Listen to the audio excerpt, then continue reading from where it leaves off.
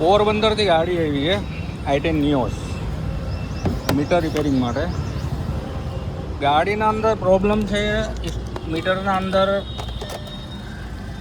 Function નથી આવતા. Company fitted CNG model છે ગાડી. અહીંયા જે સીએનજીના જે ફંક્શન આવે ને એ શો નથી કરતા, બાકી બીજા 2-3 ફંક્શન કામ નથી કરતા.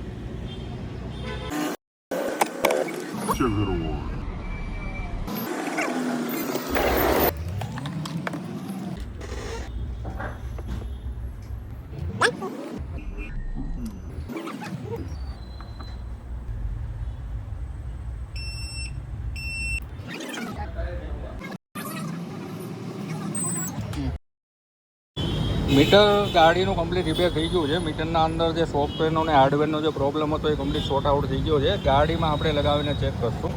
તમે